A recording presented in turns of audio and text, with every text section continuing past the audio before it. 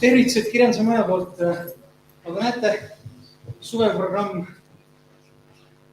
on alanud väga väärika raamatuga, väga väärika tõlkega. Aitäh tulemast. Annan sõna järgi üle. Suur aitäh. Ja, tere tulemast. Mul on väga hea meel, et te olete kõik tulnud. See on suurepärane. Suur aitäh teie huvi eest. Ja ma esindan natukene raamatut ja pärast seda Jaanus loeb natukene raamatust ja pärast seda me räägime natukene ja pärast seda see on võimalik, et te ka küsite. Aga I think I have tortured you enough with my Estonian, and I will speak in English, of course. There will be then extracts from the Estonian version. So thank you all for coming. Thank you, Jaanus, for having translated that. Obviously, I'm not the best judge for that, but I'm sure that you've done a wonderful job, and many people told me already that you have. So thank you very much. Thank you, the people from the Kirjanduslinn Maja, that you have also prepared for this and made it all possible. Thank you also, Ivo, that you have edited it. So wonderful job. I'm very happy with the book and the form it took here in Estonia. So it's my first book in Estonian language, so I'm very pleased about this, and thank you all for having come. So first of all, a few sentences on the project that led to this book, maybe. So it's already a very long-term thing. Actually, I started more or less working on something related to that in my academic career. My PhD project was on the poetics of Paul Celan, and the subtitle of the book was Poetik Paul Celans Gedicht und Mensch, die Arbeit am Sinn. So the poem and the human, the work on meaning. And so you see there already I started about poetic thinking. So what does poetic thinking do with us? How does that form our conception of life? How can we, by learning something about poetry, by reading poetry, by thinking poetically also, learn something about our world? So that is a question that kind of is the thread through all of my work now for 25 years with that. And I published my habilitation thesis. You know, habilitation is kind of a second or more important PhD in German and French systems. So my second large monograph was then, after this preparation with Paul Celan, also on poetic thinking. And there I tried to set the foundation, the theoretical foundations for poetological anthropology. And I got wonderful reviews for the book, but somehow I felt, well, it did not get read enough. So I wanted to write the ideas of that book in an essay form. And that's now the result, so a short version of that, a readable version of what I have done in an academic book, without all the academic apparatus and all the things that somehow keep you from just enjoying a good book and good ideas somehow. And I'm very happy with this essay form. And so it appeared finally last year in German. And now it's already translated into Estonian. And it will also come out in English with Routledge in September. So I hope it will make more waves like this and will reach a wide audience. And I'm delighted that so many of you came here. I'm really honored and very pleased that it found interest here in Tartu. So that's great.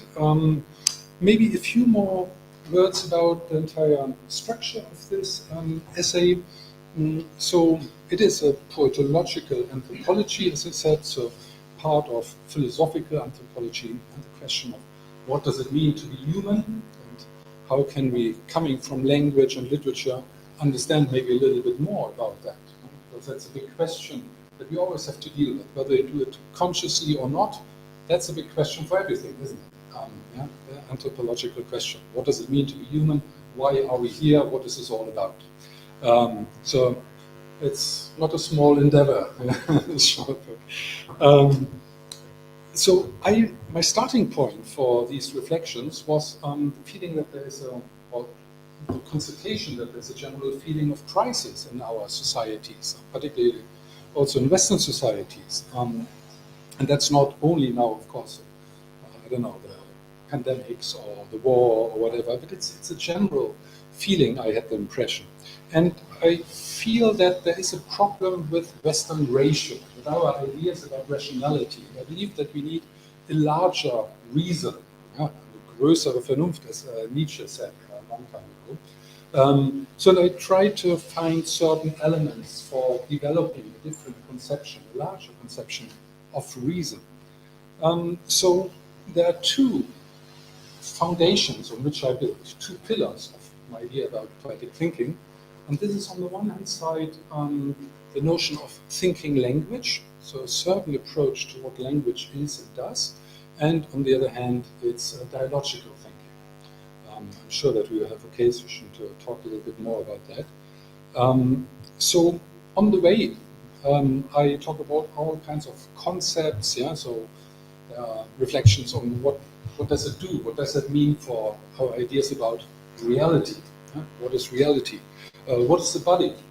What is mood and atmosphere? And how does that play? How can we conceptualize that in a better way, maybe, in order to understand human life better?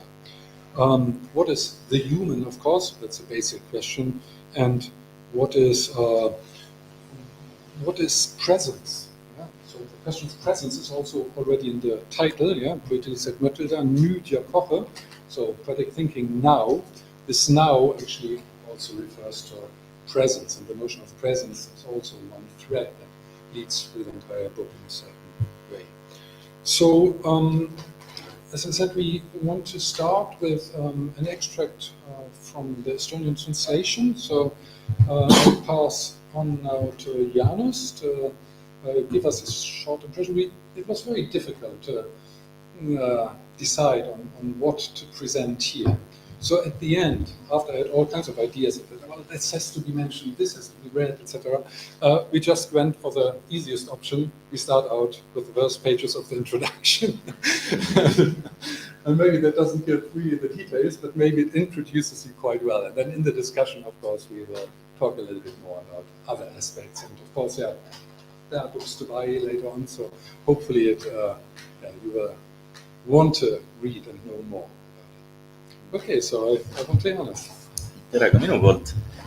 Et selline näeb see raamat välja. See on saksa versioon. Et nad on peaaegu üheaegsed, aga saksa keeles ilmus ikkagi natuke varem.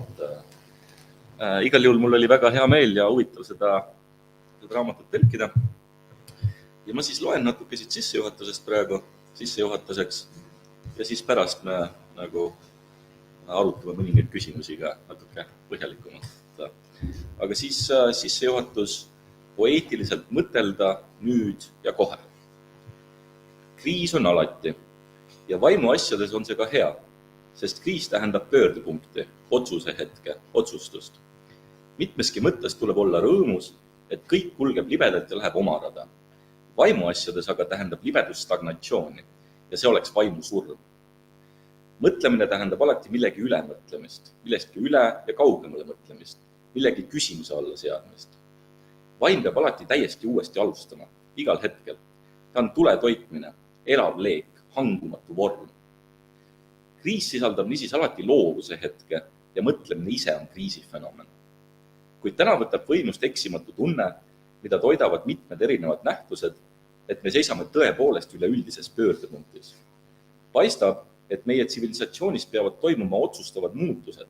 Me peame olulisega täiesti teistmoodi alustama, et kriisist ei kujuneks katastroof. Probleemid ulatuvad keskkonnakahjustustest migratsioonideni, keele reguleerimisest kapitalistliku majandusvormini, jaotavast õiglusest ja partitsipatsioonist haridussüsteemi ja elumaailma virtualiseerumiseni, perekondlikust koosolust globaalseni. Kõike seda teravdab veel COVID-19 kriis ja sõda Ukrainas. Need meie kindluse viimati nimetatud vapustused lasevad kõigil probleemidel tugevamalt esile tõusta. Usaldus institutsioonide ja poliitilise süsteemi vastu on madalseisus. Ühiskonna kasvab nii majanduslik kui ka maailmavaateline lõhestumine, digitaliseerumise käigus manipulatsiooniga hävitatud avalik ruum, libauudised, tooreks muutunud debatikultuur, nagu ka võitlus meie aja uue võimuinstrumendi informatsiooni pärast ja sellega seotud ühiskonna biopolitiseerumine ja kontrollühiskonnaks muutumine viivad küünilise resignatsioonini. Kõikjal tulevad reformida, aga valitseb tunne, et asjad liiguvad üha enam kuristiku poole. Just seoses üha põletavamaks muutuva ökoloogilise transformatsiooniga vassitakse nii edasi. Eelkõige küll seepärast, et probleemid on sügavale juurduvad ja kõik on omavahel seotud. Kõik on seesmiselt üksteisega läbi põimunud ja toetab üksteist vastastikku, nii et pole üldse võimalik kuskilt alustada, kui just ei taheta kõike koos juurtega välja rebida, mida ei saagi teha. Seepärast peab sageli nimetatud revolutsioon teisiti alustama. Esiteks seetõttu, et me tegelikku verist revolutsiooni ei või soovida, ja teiseks, kuna see vahetaks viimaks niikuinii välja ainult osalejad, mitte printsiibid. Tõeline muutus toimub vaimu kaudu, nagu juba Kant oma valgustuse kirjutises ära märkis. Me peame õppima teisiti mõtlema. Mõtted, mis muudavad maailma, tulevad tuvi algel, nagu sõnas Nietzsche. Mõtted on juba olemas. Nad tuleb ainult paljudele teatavaks teha, et nad võiksid omandada ühiskondliku vormi. Uued mõttestruktuurid peavad end kinnitama, et esile kutsuda sügavaid ja tegelikke muutusi. Seepärast arvan ma, et institutsioonid, mis peavad selliseid mõttestruktuure viimaks juurutama ja levitama, on hädavajalikud. Kuid institutsioonid võivad alati olla üksnes paljude poolt mõteldud tulemus.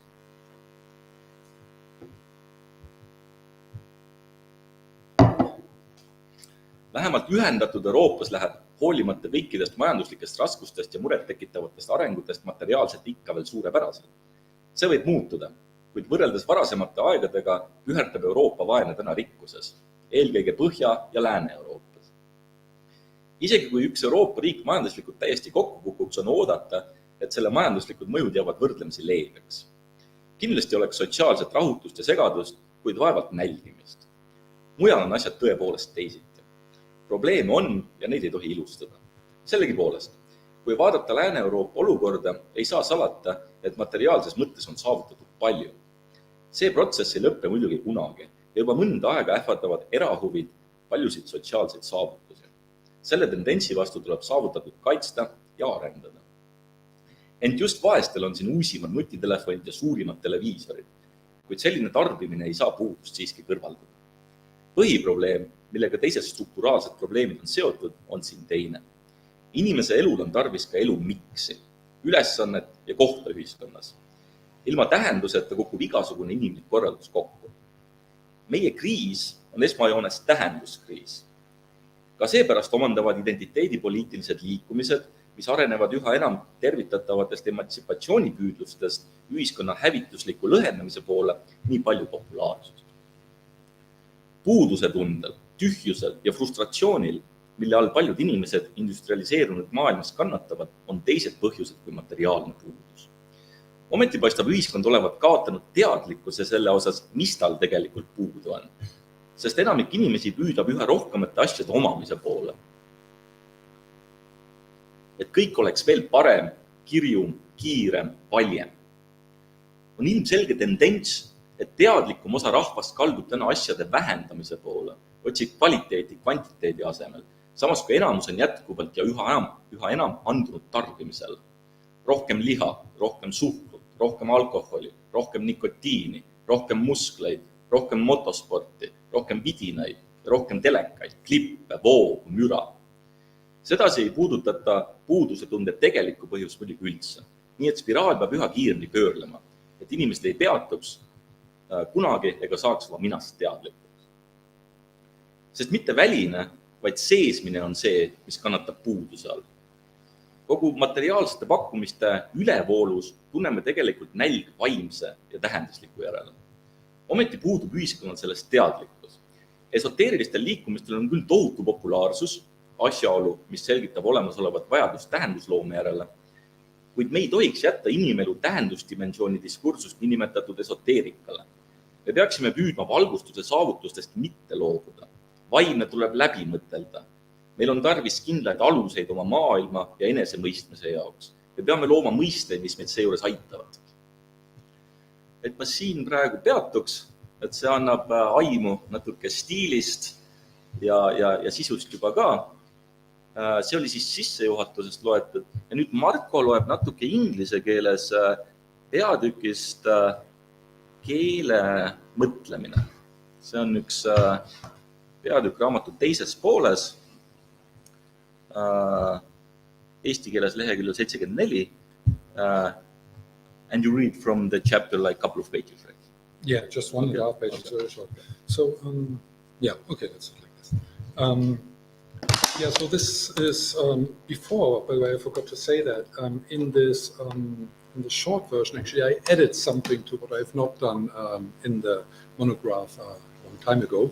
I added something about quantum physics and neurosciences. So you see, the scope is quite wide, and there are also 2 chapters also on these 2 aspects, which I relate to poetic thinking. But yeah, we'll skip that, and maybe we can quickly talk about that later on. So this year is now on thinking language, as I call it, and it's certainly not just dry linguistics, so I give you a little taste of that as well. It's in the middle of the chapter, and I draw some conclusions about what I have shown about this other approach to language that I want to promote with this book as well. So, truth is not the one truth, but consists of all worldviews together. The more such views come together, the more comprehensive the picture of the world that emerges. An exhaustive knowledge of the world is in principle impossible. Then, since every worldview always contains and adds something new. So instead of pursuing an idea of truth in which there's a certain fixed truth that is hiding somewhere and only needs to be discovered in order to be known and everything will be fine, we must accept that truth is always in flux, and we are always working on it and are part of it. Otherwise, we would have to assume that all the people who came before us were simply too stupid to find the truth, or then kept it secret from everyone else. And sometime in the future, when we humans will finally be smart enough, the whole truth will be revealed. We will all be wise, and there will be nothing more to do on earth. And that is unlikely and not at all desirable. The finite world is an abomination and the end of what is human. No, our access to the world and to the truth is necessarily subjective. Due to the linguistic nature of our mental existence, we are inevitably in interaction with others. Human life is determined by community. Truth is a collaborative effort, and that is in fact necessary for any development. Linguistic diversity is not a curse, but a blessing. Without it, we would be idiots if we consider the Greek root of this term. To idio means one's own or the same. So an idiot would be someone who remains in themselves, who doesn't exchange with others. Full speech is poetic. Again, in recourse to the Greek root of the term. Poiesis means to make or create. In speaking with one another, something that does not yet exist is created. This is how novelty comes into the world. Poetic speaking is therefore far from being just about the transfer of material, as current communication theories portray language. We are dealing, in fact, with a joint creative process. Language is ephemeral. It is not a product, but an activity, as Wilhelm von Humboldt put it. Language is both the individuality of each respective speech event, as well as the totality of all speaking. Instead of taking the praxis, the mutual action of analytical philosophy, as a starting point, poetic thinking sets out from the poiesis of semantic creativity.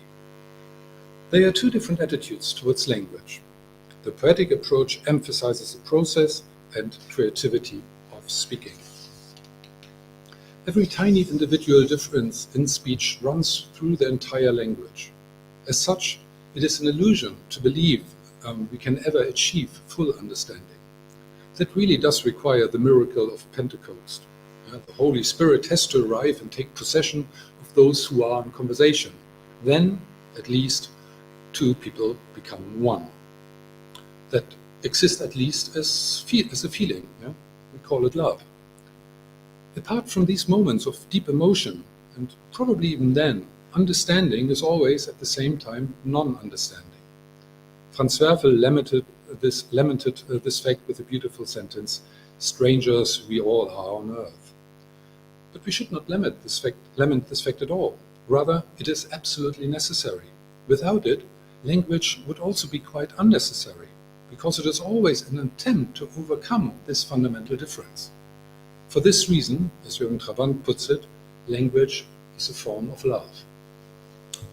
And with this nice word, we stop already the reading part.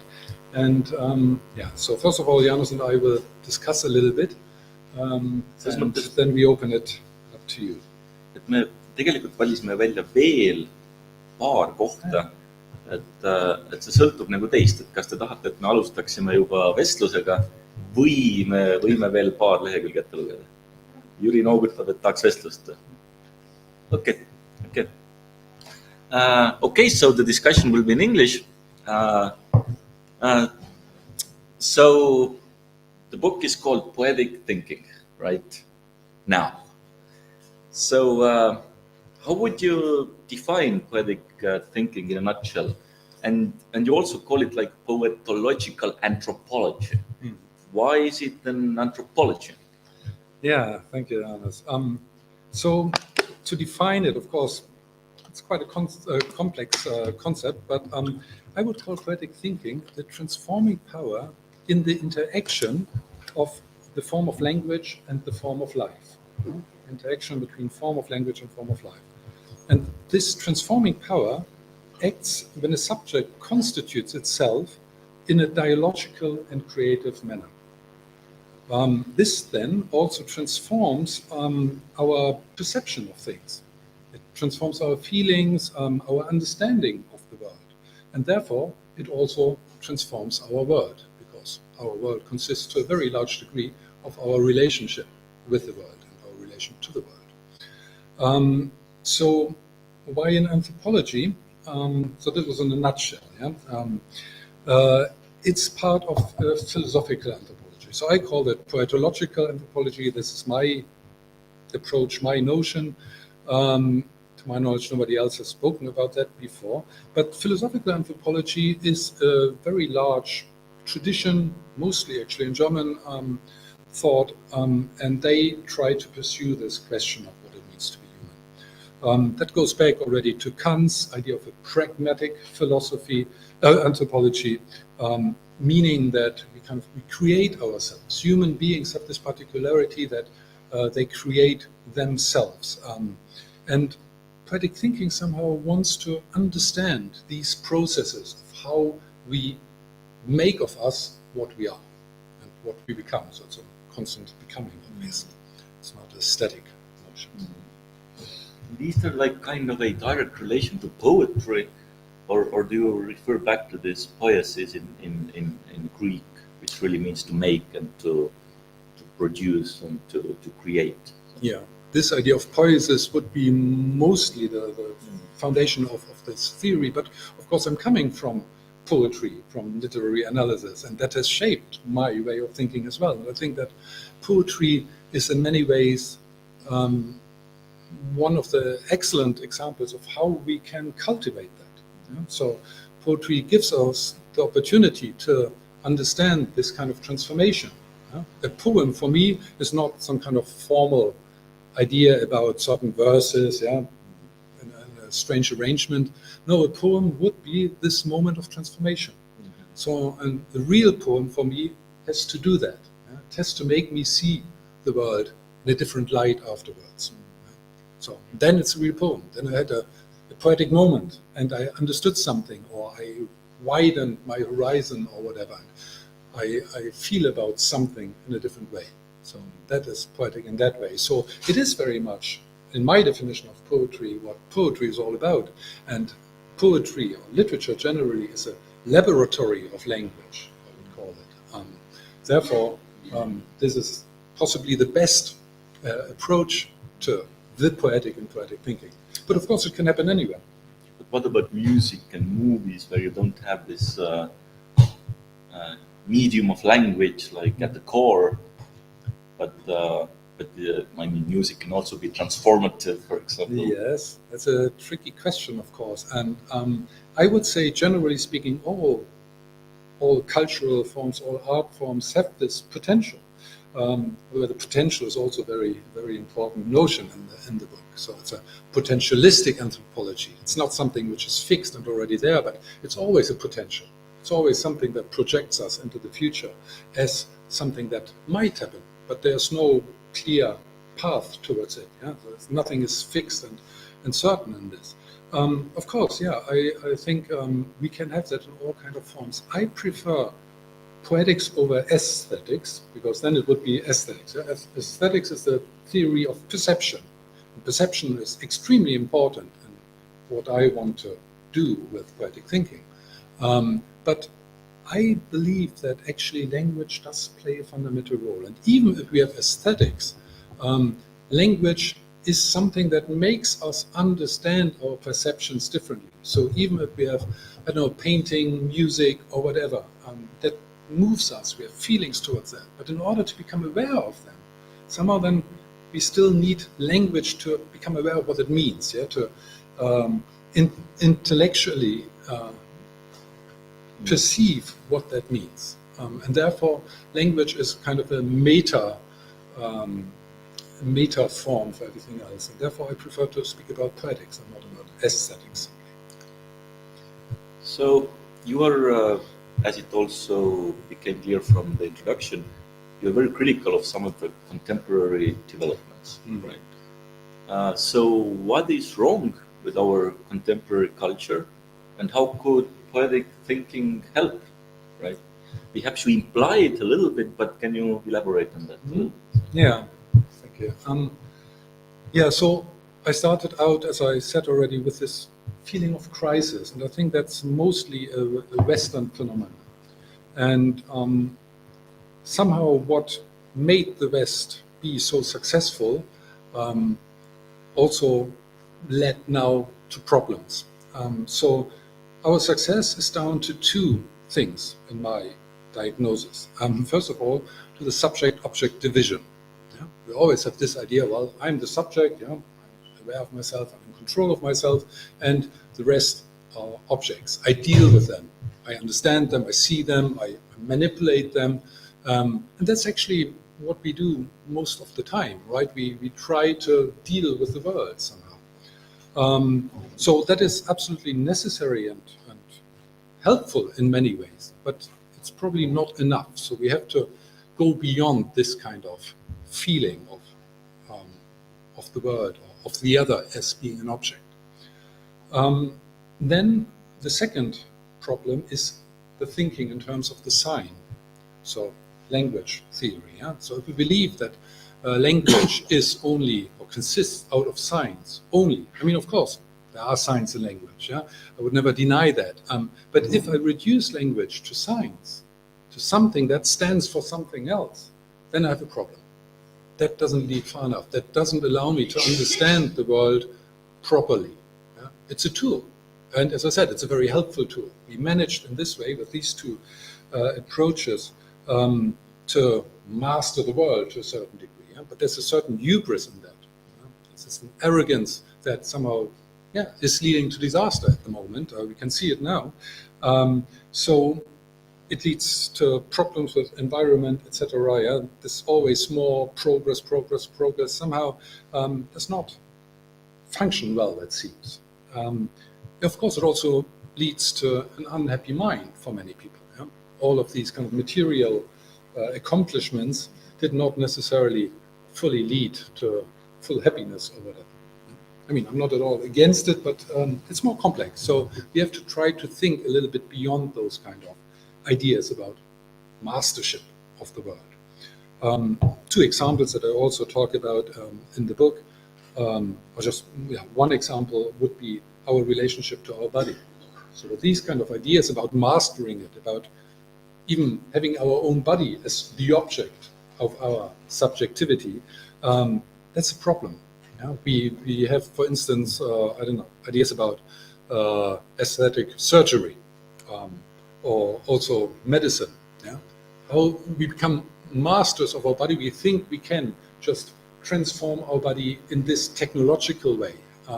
We can become perfect in that way, enhance ourselves. I believe that's not the right way. We won't get very far with that. And we can see also now that all of that leads us into a spiral which actually does not lead to more health in, for example, medicine, yeah, or to more happiness when people have surgery. I don't believe in that. So poetic thinking somehow believes that we need to get in sync with ourselves and the world. We have to have a rather holistic approach to ourselves and overcome this division of subject and object. So if I understood you correctly, you would say that a certain theory of language, let's say a certain semiotic theory of language, would lead to this idea of mastering the nature and our bodies and everything else. And if that is the case, so what kind of theory of language is at the core of the poetic thinking?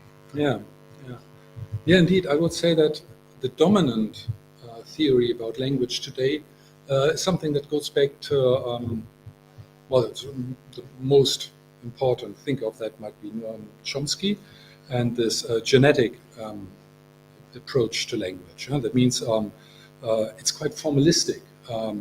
There are lots of interesting, good things in that. Yeah, I don't want to completely dismiss of it, but it believes that we have an innate capacity of language. And well, this famous example, looking down on Earth from Mars, people would think we all speak the same language. It's all the same.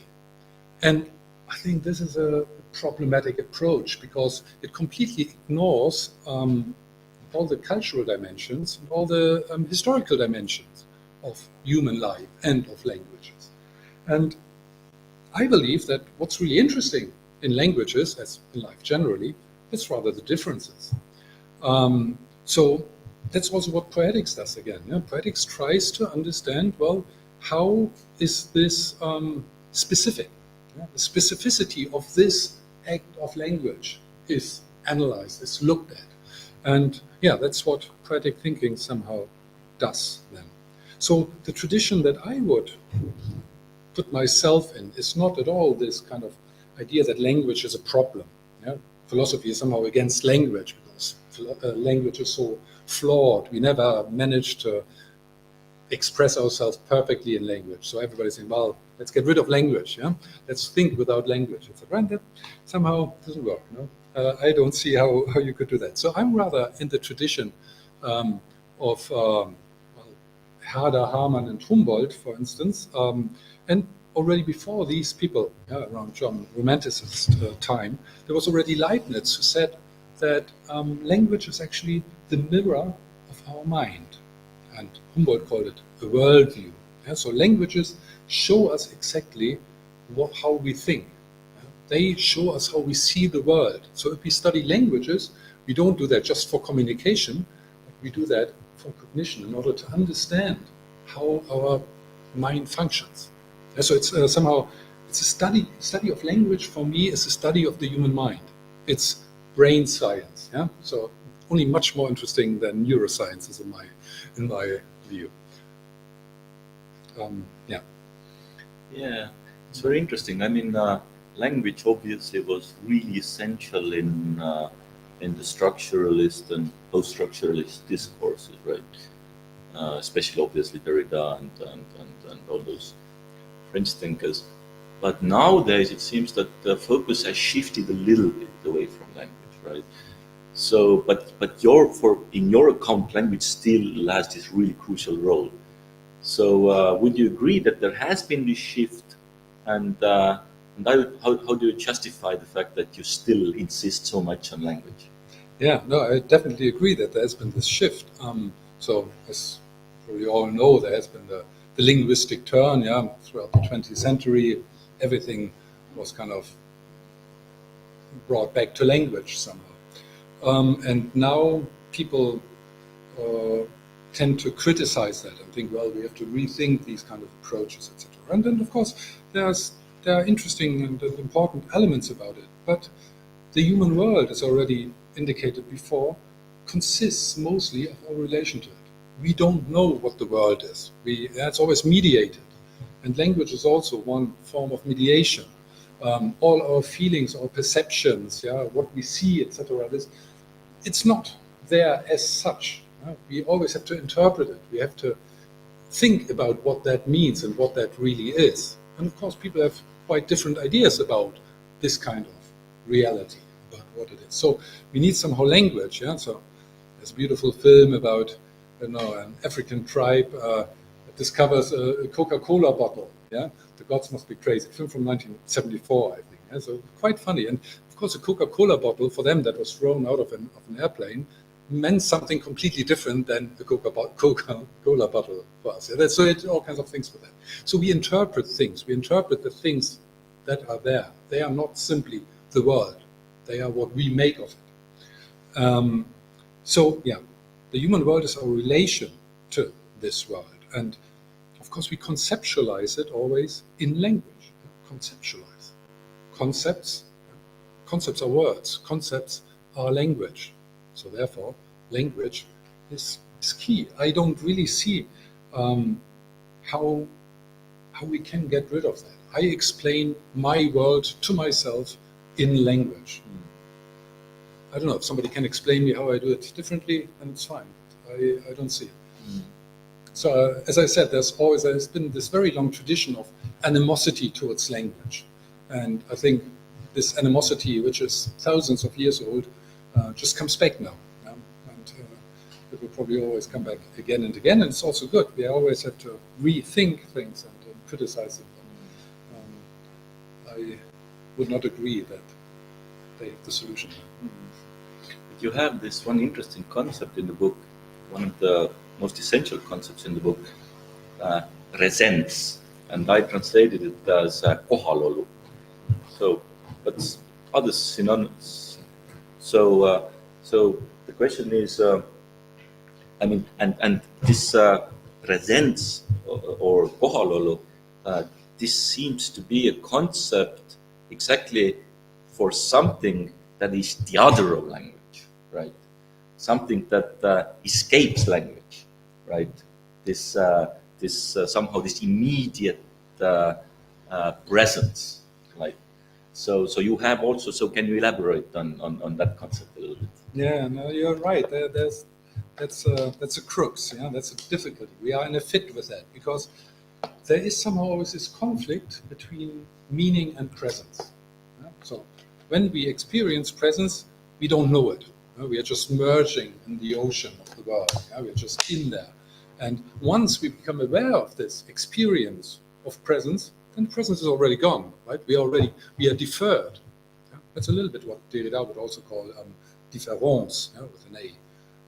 So we are always a little bit deferred. We are never in that presence when we are aware of things, when we use our brains, when we use language. It's always too late. We always look at what has already happened. If we look at it, we are already somewhere else. So the intelligibility of presence is very, very difficult. So presence is something which is always new, which is a hic et nunc, the here and now, this mystical moment. It's a paradoxical idea, wanting to think presence. So it's not possible to do that really, to keep it, to grasp it in a concept, but at least I think we should not block it out. We should develop concepts in order to make a room for this presence. So we think around it. We think around it and create a space of nothingness in the middle maybe, and we call that presence. So we cannot really touch it. We cannot completely grasp that. It's impossible to grasp it. But we can conceptualize or find a space for this in our conception of life. And that's what I try to do also with this notion of poetic thinking. And obviously that exists, I mean, we all know that. I mentioned already love would be a good example for that, or art, or also an encounter with nature. So we all have those moments where we are in presence somehow. Yeah? It's like the notion of the event comes into play there. Yeah? So there's an eventfulness in those moments, or you can also call it an ecstasis. Yeah? Ecstasis means to stand out. Ekstase.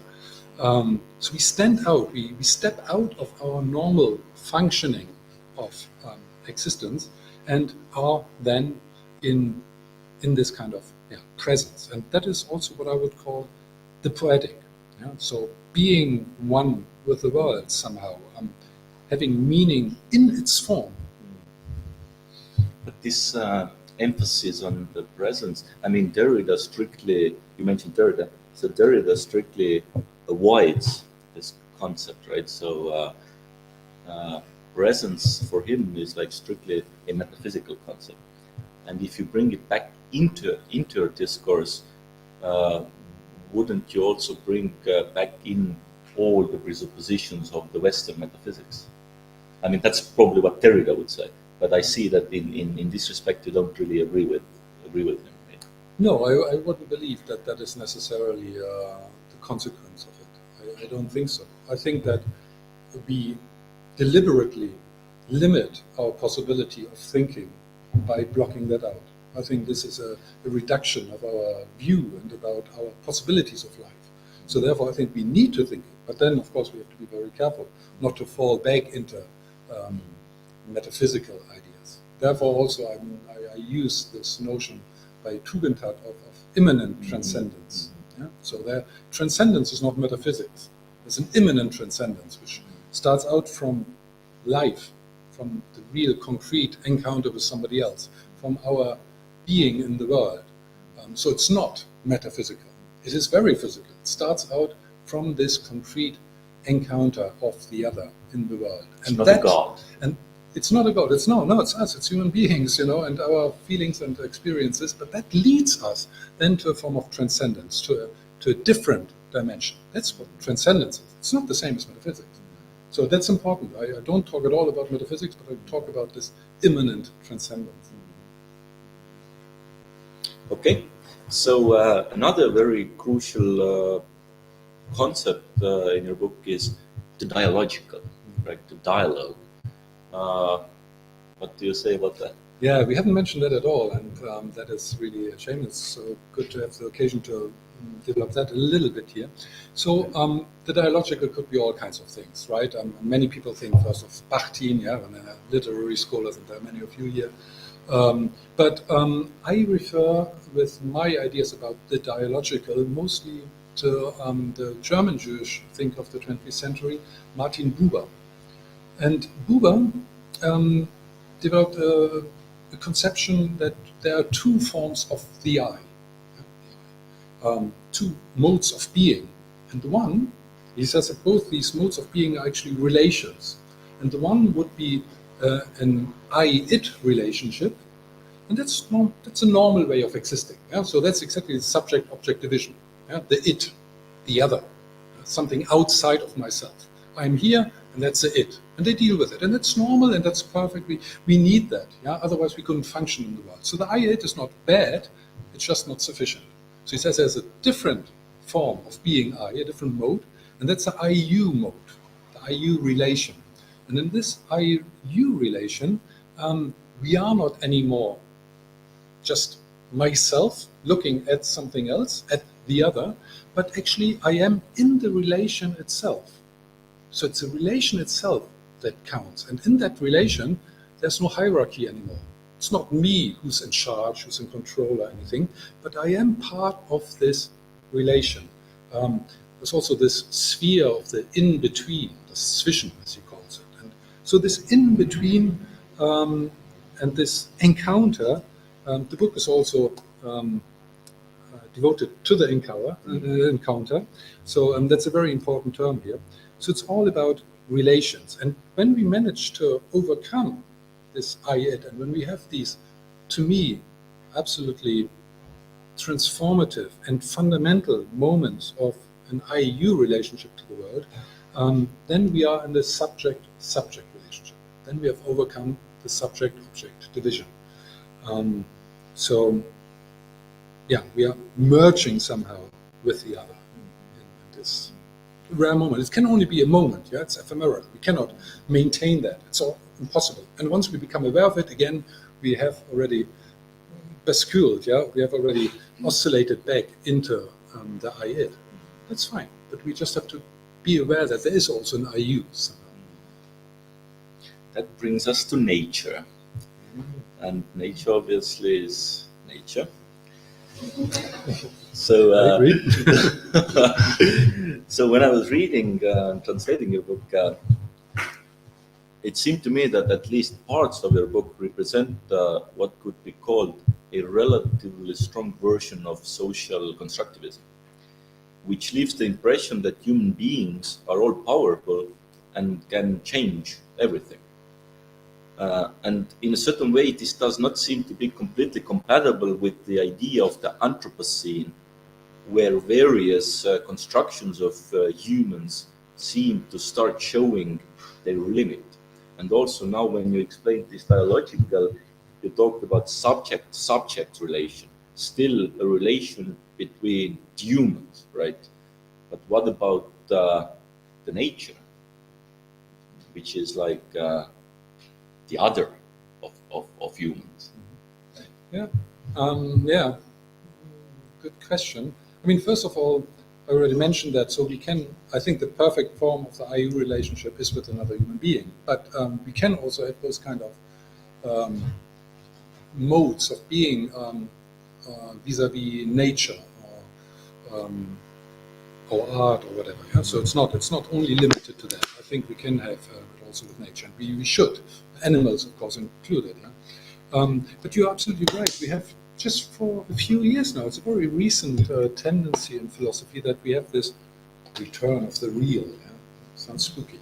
But the question is then, what is this reality? So how do we define reality? Of course, I do not deny that there is a materiality, not at all.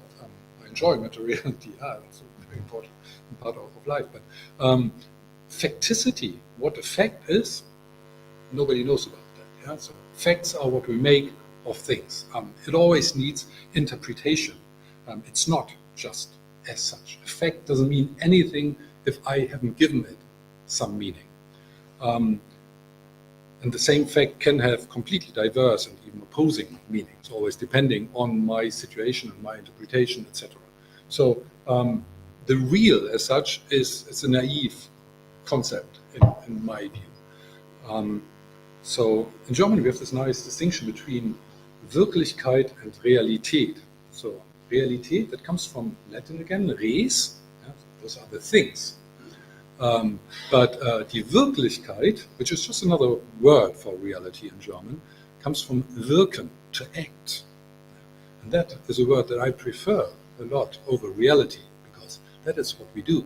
It's what we make out of things, how things progress and develop and transform themselves. So you formulated quite nicely here, I think, that the Anthropocene shows us somehow that the constructions of the humans show their limits. And that's exactly the key thing why poetic thinking might be useful also for these kind of questions of the Anthropocene and environmental issues, etc. Because the problems of the Anthropocene have arisen due to a lack of holistic thinking. Because we believe that we can use the other, the things, objects in the world in certain ways. So it's a belief in technological solutions to the problems of the world that we have created by technological developments.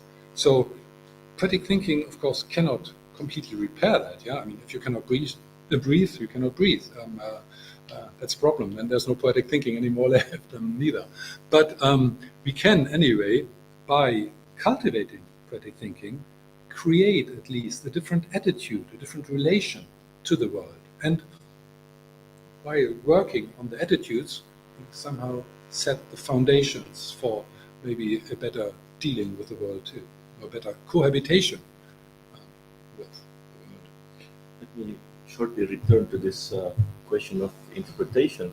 So obviously Nietzsche once famously said that there are no facts, only interpretations, right? And then some of the postmodernist thinkers picked it up and so on. However, it does not seem to be the case that all interpretations are equal, right? So some interpretations are better than others, and this needs to be taken into account, right? So just to say that facts can be interpreted in all possible ways doesn't say much, actually, right? No, I'm not arguing for anything goes. Yeah, not at all. No. We have to take, as I said, we have to develop a holistic approach that takes into consideration all the various aspects, and then, of course, it's a question of discourse, of us negotiating that together with all the others, all the other people, but also, of course, with the other elements of our cohabitation on this earth and beyond. Yeah? So it's a constant movement of those kind of forces, always multifactorial. But yes, we have to interpret the world, and for that, I think, possibly as well, that's why I like the humanities. Yeah? The humanities are, in my definition, the disciplines of meaning. So exactly, that's where I wanted to get. So humanities are important because they are, in my definition, the disciplines of meaning, and there's a complementarity to the natural sciences, to technology as well. All of that is necessary. I don't want to divide the different fields at all. But I think we have to be aware that the humanities play a very important role in that. And nowadays, I have often the impression that very strong players in discourse and in our societies believe that we can get rid of that. And that is again, to me, completely naive and denial of the realities of human life, because all fields, no matter what, they function only with meaning. Without meaning, nobody, no scientist is just experimenting around. No, we always have a kind of a meaning framework in which we set goals. We do arrangements for what we try to show, what we try to do, etc. So we always have this framework of meaning, and within this framework we are working. And if that is the case, we have to understand better how we create this meaning. So if we don't know how we create meaning, we cannot really function in an aware and suitable manner in the world. And that's actually what has happened. Yeah? So believing in certain goals which were not thought through in some ways, that led us to disaster in many ways. So the humanities help us to understand what we are doing. That's exactly that. Humanities try to understand what we, the humans, are doing. And I think with all the situations we have ongoing at the moment, that is more needed than ever. Yeah, I mean, Marko uses interesting with these two words, like in German, Sinnwissenschaften, mis eesti keeles võiks olla mõtteteadus, in Estonian like mõtteteadus, and the other word, Bedeutungswissenschaft, mis oleks what would be tähendusteadus. So, and he uses them synonymously. So. Ja, semiootika märgiteadus on hoopis midagi muud. See ei küündi tähendusteaduse tasemel. Yeah, according to Marko. Well, it always depends on how you see semiotics. Of course, in some ways I'm doing semiotics too. It's a question of definition. I do not like to use the term because semiotics is based on the sign, even though I know with Peirce that there's a more complex idea of the sign. But I do not want to base everything on the sign. Therefore, semiotic is not a good term for me. But of course, cultural semiotics is very often doing very similar things. So it really depends. Okay, so I think I have asked my questions, and I can imagine you have a lot of questions to Marko. So I think please, the floor is yours. Leo is already there. Thank you.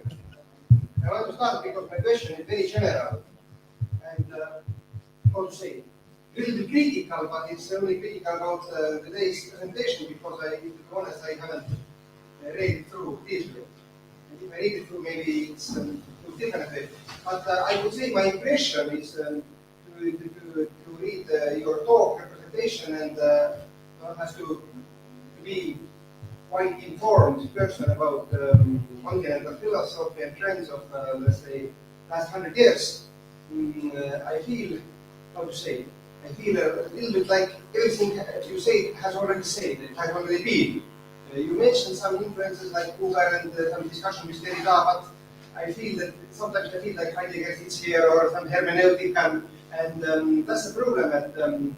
That's the problem of all of us if we want to present something as independent thinker.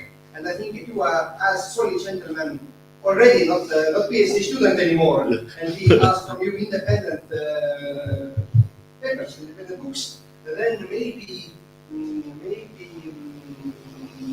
have you set yourself up and have very shortly concentrate what is the core originality of your book, what is not put together Uber and so and not mixture of let's say continental thought and Herder and everything. What is this originality in which part of books we need to read very, very carefully, and this is the core of originality.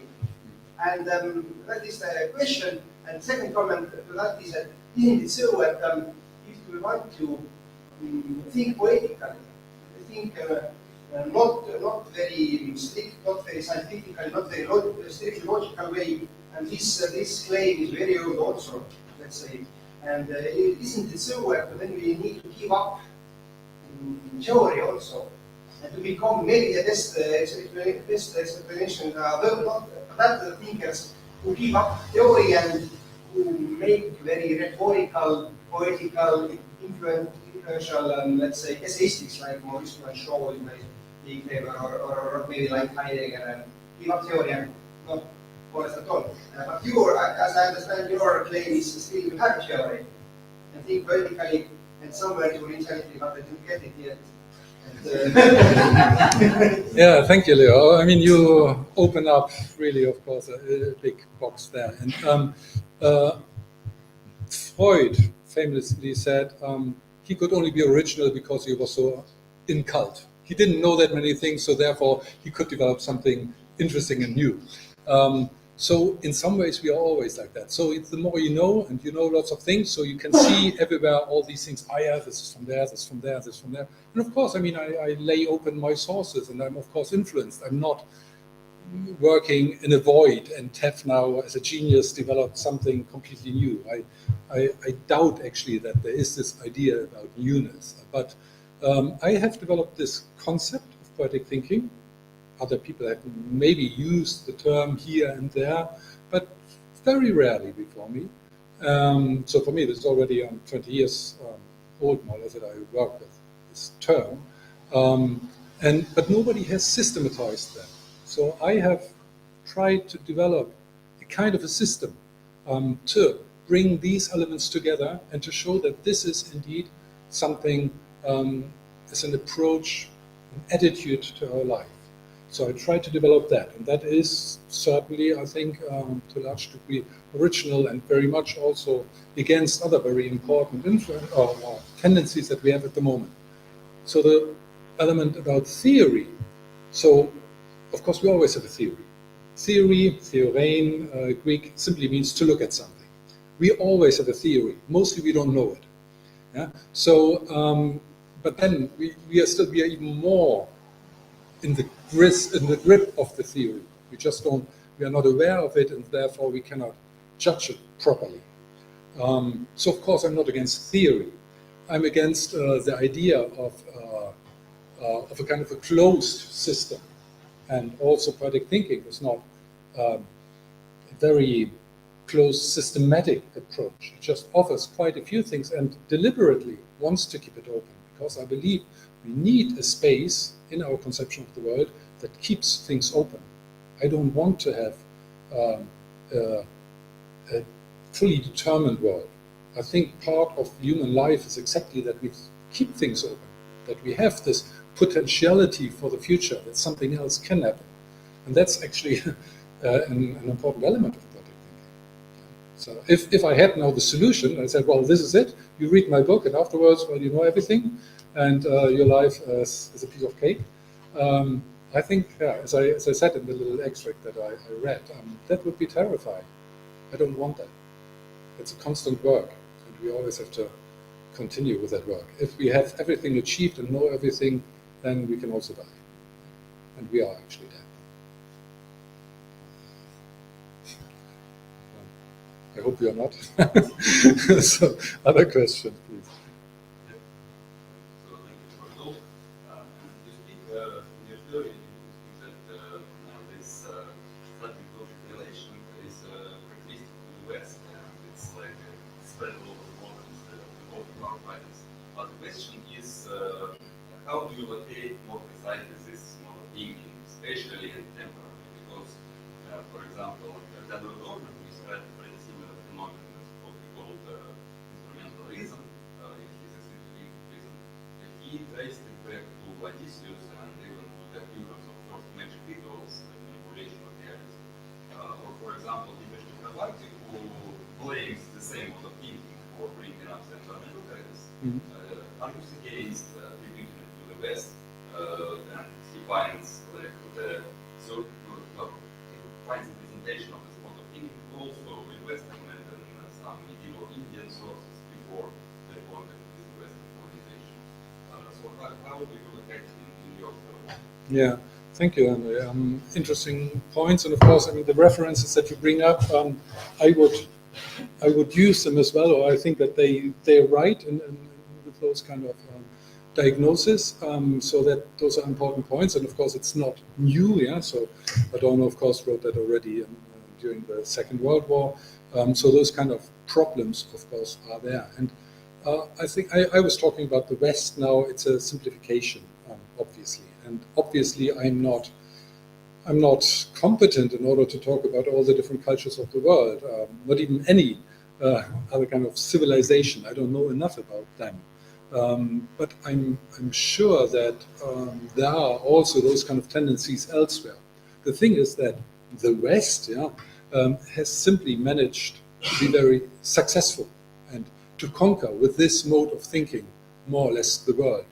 So much so that it's very difficult nowadays to find spots in the world where this kind of Western thinking, which was cultivated and then turned into successful dealing with the world, it's difficult to find spots where that is not present.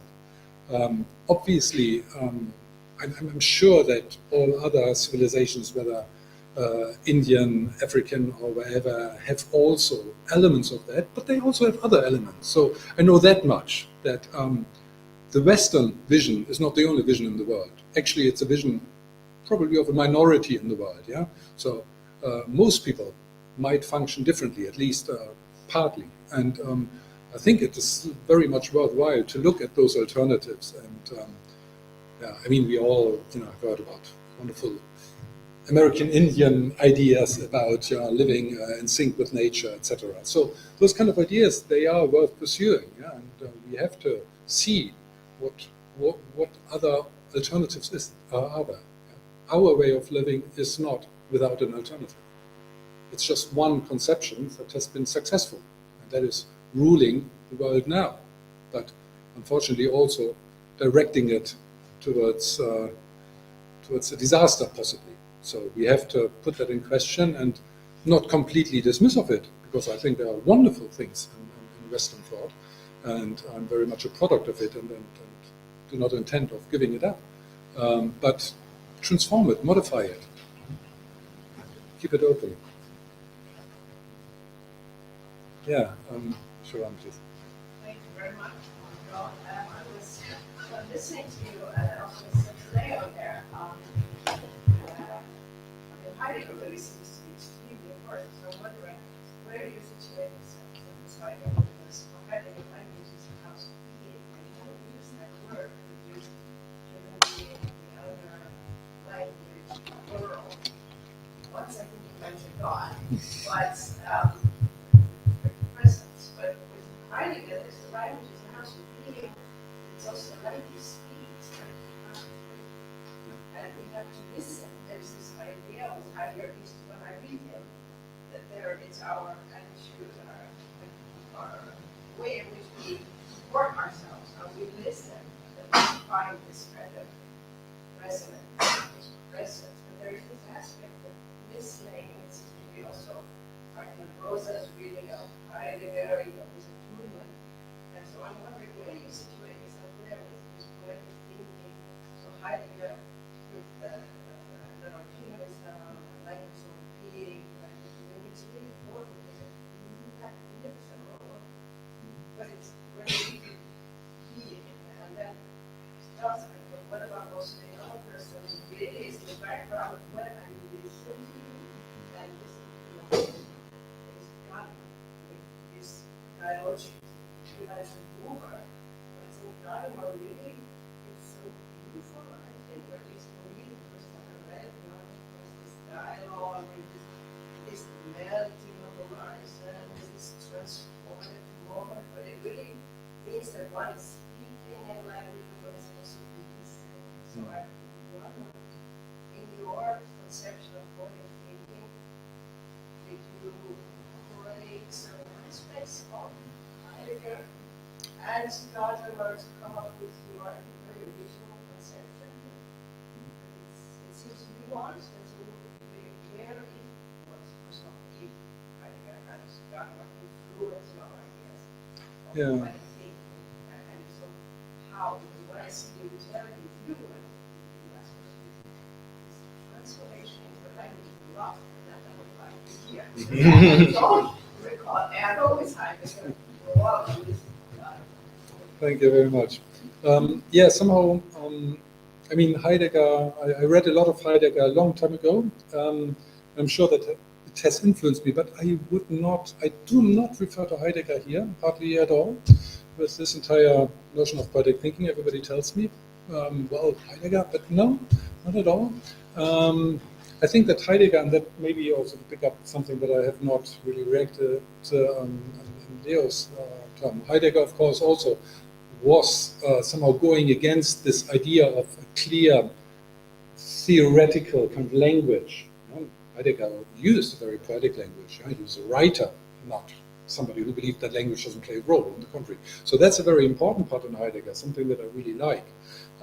What I clearly don't like about Heidegger, even though it's very interesting to read, is his idea about language. Exactly what you mentioned, because he has clearly a mythological approach to language.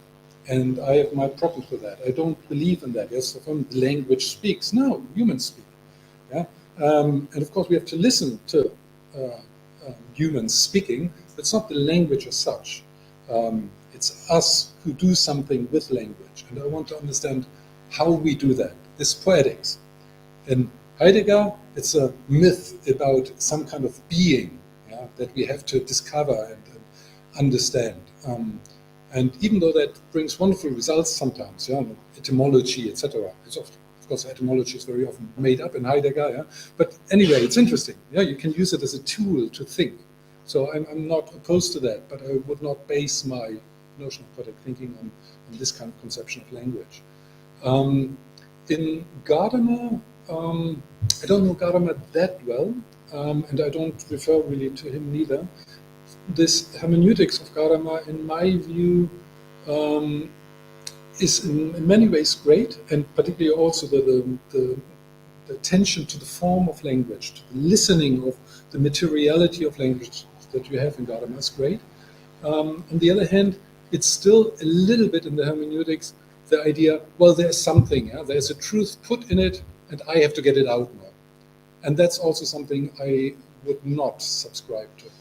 There's not something there that I want to discover. There's something I want to do with it and transform it and create something for myself with it. So those are the differences. Yeah, Romit?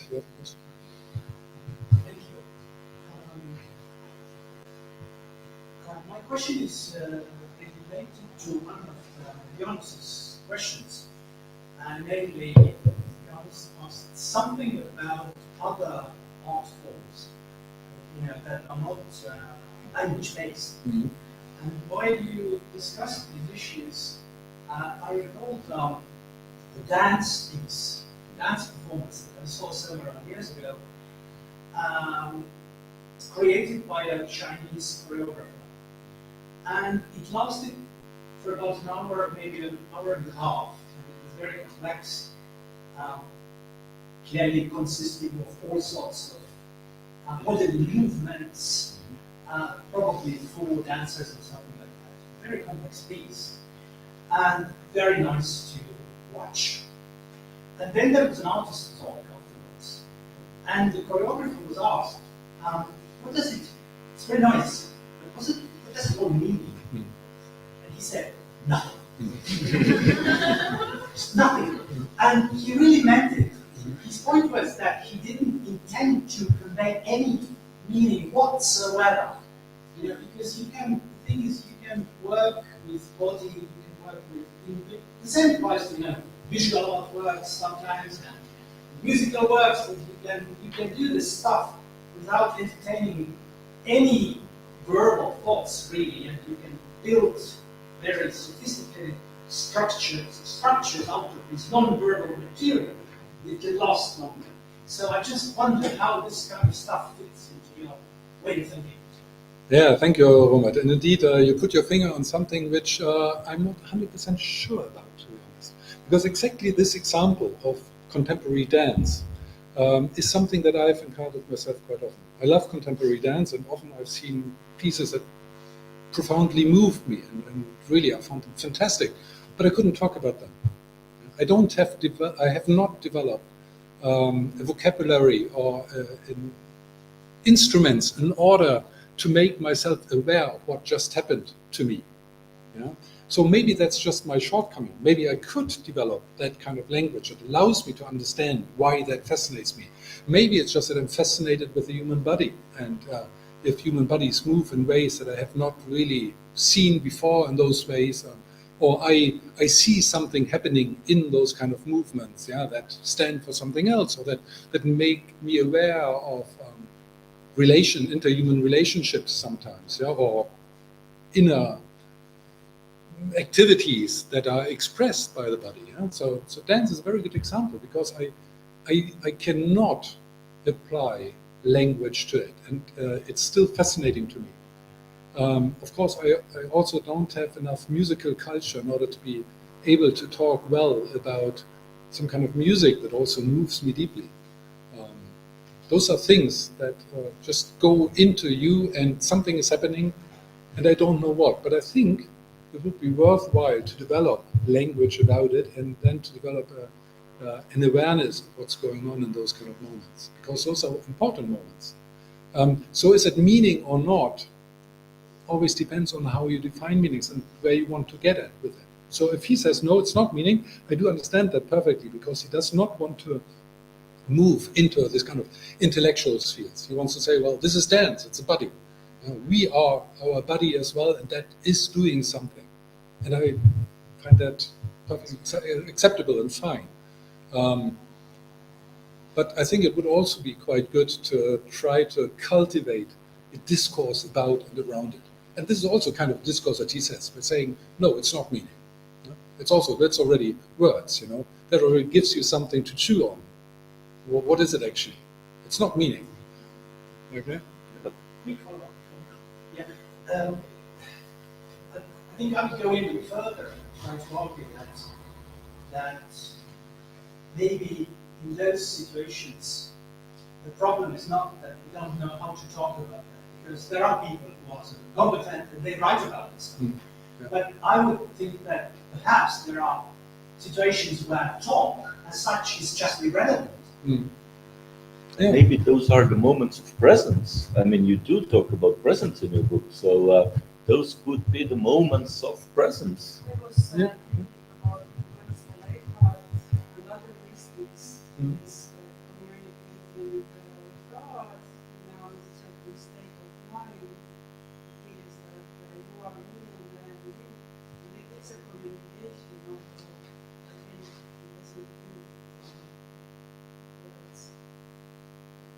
Yeah. Yeah, this connection to the mystics is important indeed, and Eckhart and Tauler and Seuss, etc. They all have those kind of ideas, and of course this, what they often call actually the abyss, another topic I'm working on quite often recently. They talk a lot about that, and the abyss is actually God, because it's just this void that we cannot fill, yeah, which is a presence as such, which is inexplainable, which is more than what we can grasp with our emotions. And I think, Jaanus, you're perfectly right with what you said, that is in some way a moment of presence when I'm touched by a bodily movement, by a vision, by something like that. But of course, I would like to develop an awareness. It's not only poetic, it's also poetic thinking. I like to think about it. Yeah? I like to get as close as possible, and even if it's just thinking around it. Yeah? But creating in my mind, in my intelligibility of things, a space for it. Yeah, Rina. Follow-up question. Last slides for I'd say this. What do you think society as a whole, do we have enough resource in terms of language to be able to apply this kind of like thinking in ways that we can actually go with the message or change things, or it's something that is so accessible that I feel like it's Well, I mean, it's up to everybody to develop their world. You know? I cannot do that for anyone. It's really, I can maybe create, or maybe we as a society can create a certain form of education, a certain sort of awareness, and institutions that make the population generally more aware of something like that, so that there is, so that they develop a need to think about it and to develop a form of language for that. Of course, language is there. Everybody has a capacity of it. Yeah? So again, potential anthropology. Yeah? The potential is there for every moment, for every person in every moment. It's a potential. We can be this full human at any moment. It's very rare that we reach those moments. Yeah, but we can have it any moment. It's not a technique. It's not a strategy as such. But we can kind of create in our conception of ourselves and the world a room for that we say, well, yes, now there is this moment where something can happen. And that maybe makes it also possible that actually something does happen in that way. And if it does happen, I don't block it out, I'm not scared of it, but I let it happen. Yeah? And that is something that needs, of course, a long-term general effort of a society. And exactly for that, I think that we have a problem with our society because we have blocked that out to a large degree. We don't want to hear about these kind of things. Yeah? It's all mysticism, it's all odd, it's not scientific or whatever. And I think that's the problem. Because one thing the language itself has also, as with all the several crises we're facing, crisis in trust, the war, environment, resources, like I also think the language itself has become a big resource. Yeah, but fortunately, language is very flexible. So language is how we use it. So we can use it in this way or that way. The general mainstream discourse, you're probably right. We talk differently about the world than 100 years ago or 200 years ago or whatever. Yeah? So that develops constantly.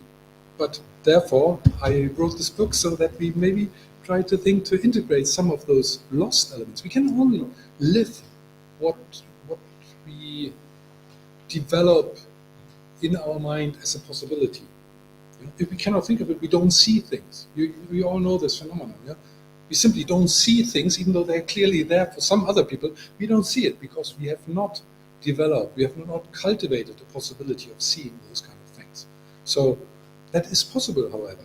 Yeah? We can redevelop things that have gotten lost. And I'm sure that some things have gotten lost. And some cultures have knowledge and have skills and capacities due to that we have lost. I mean, there are also beautiful examples about that. Yeah? So how in certain cultures, people who live more or less on boats in the sea all the time. No matter what happens to them, they are in the world, they always know this is north, this is west, etc. Yeah? So those kind of examples, it's amazing. How come? Yeah? How can a human being develop this kind of, are they different human beings? Do they have a different biology that they always know which kind of direction they are looking at, even though they're just walking around, etc.? I couldn't, I don't even know now, more or less. You know? So I have not cultivated it. They are constantly cultivating that. And that's part of their general language. In their language, the directions, north, south, play a very important role. So therefore, it's constantly present. And they develop skills out of language use. They develop physical, bodily skills out of that. So we are creating our world and ourselves with those kind of means as well, in a very concrete sense. I would recommend to read how to say, like old Estonian folk way of maybe connected somehow Valdo Pikikas essays, but unfortunately it's quite complicated in Estonian language. But you still already have some Estonian speak, maybe you could try it. Well, maybe I wait another few weeks before. Yeah, but thank you. Yeah, yes. I mean, it's also fascinating elements. But also the notion of the North in Estonia, for instance, is a very interesting notion. Yeah.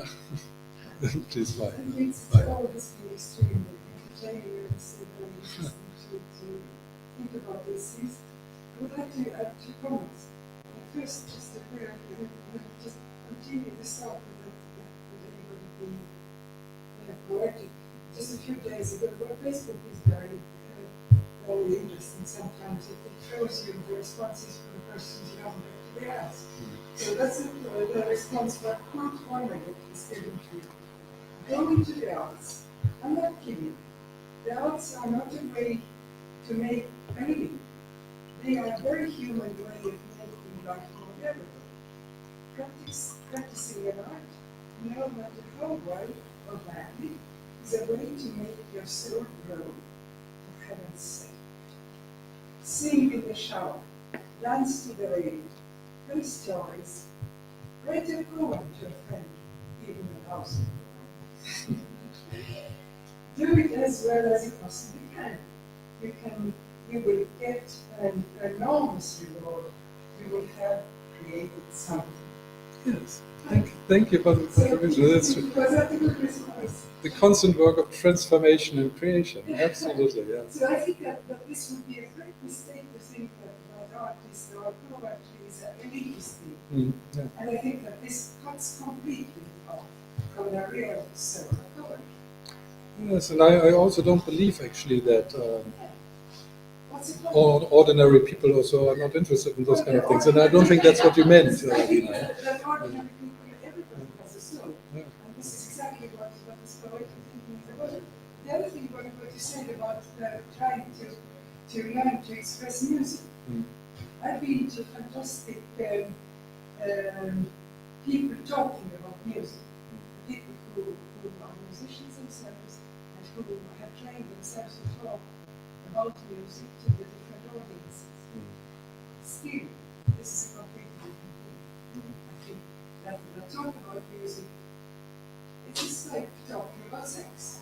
Yeah, not quite the same thing.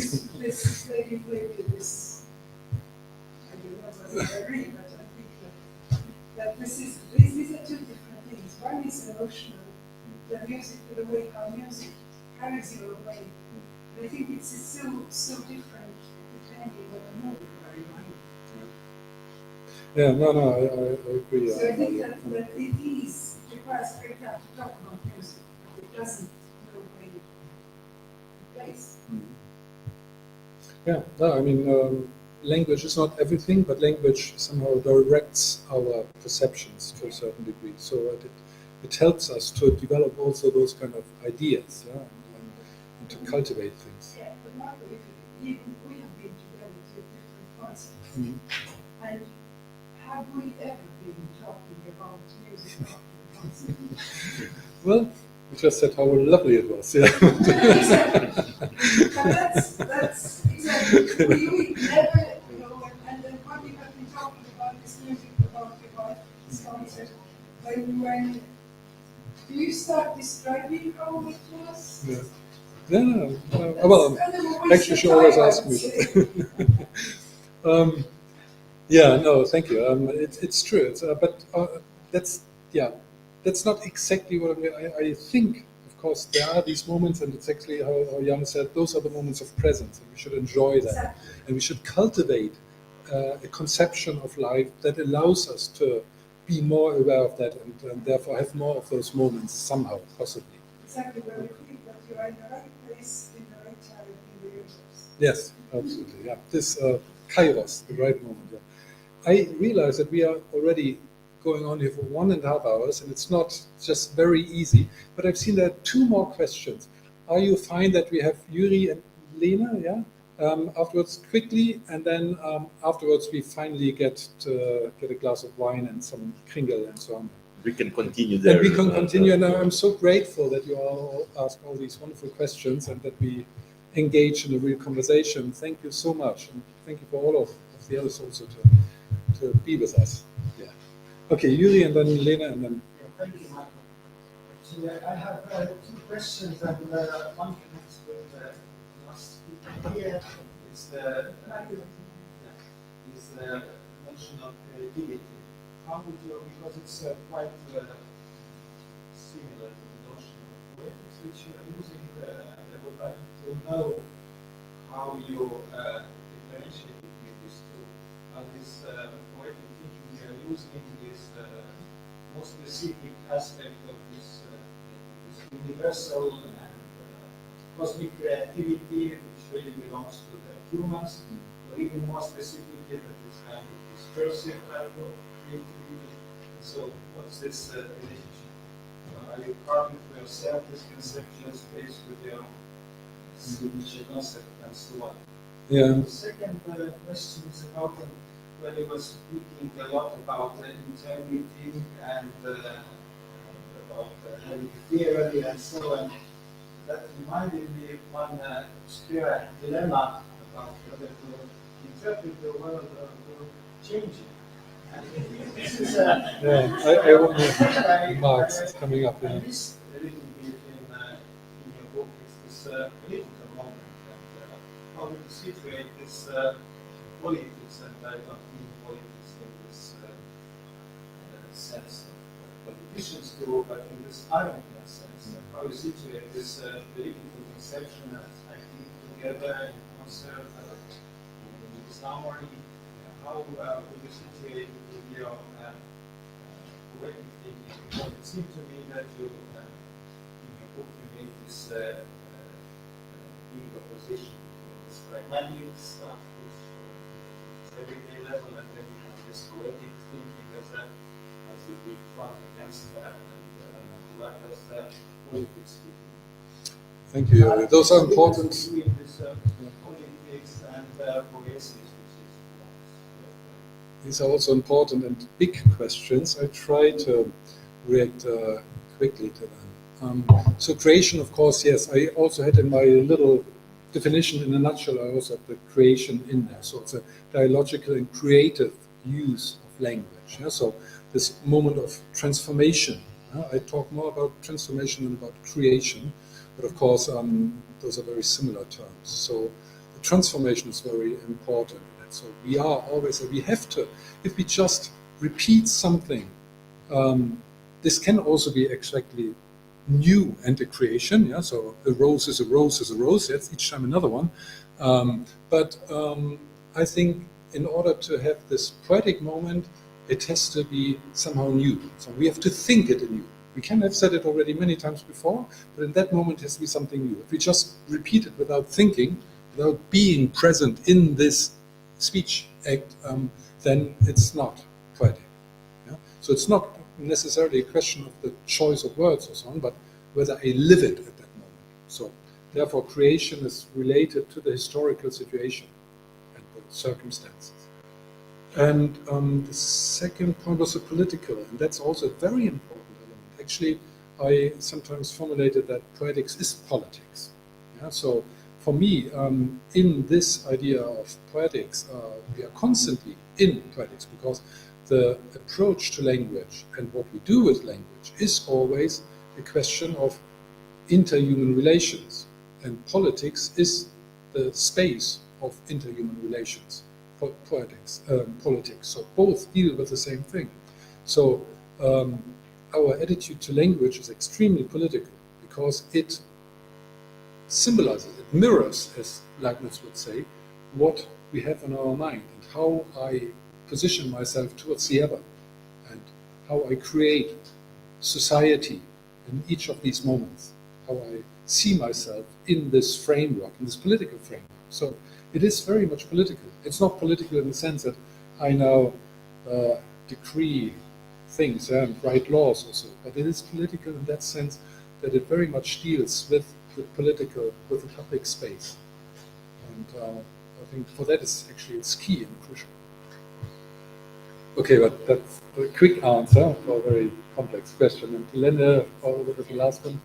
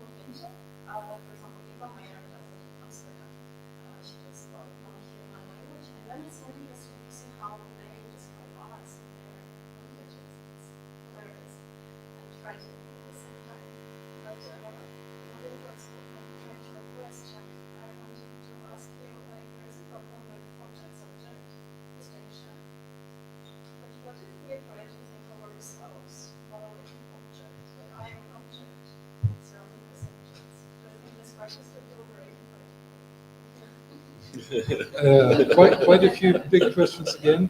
I think if you think yourself as an object, I find that kind of sad, because there is a division in yourself. You think of yourself as an object. That means you put yourself outside and look at yourself from the outside.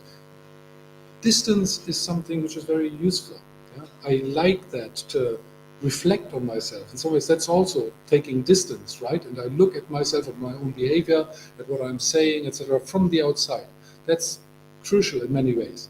But if you consider yourself an object in that sense, then I think it's getting really problematic, and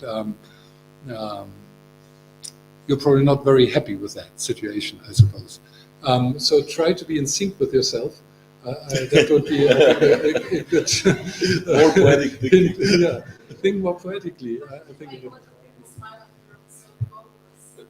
Yeah. Otherwise, what you said, I found it wonderful. So we are here in a room together, and I hope that many of you had at some moments the impression that we were actually thinking together, that we were here together, and that created a certain atmosphere. Yeah? And we were somehow working somehow together in sync in that way. And something happened, something got transformed. And in that way, I hope, it's a bit pathetic maybe, but I hope that there was a kind of a poetic moment in this. And I always enjoy a real conversation.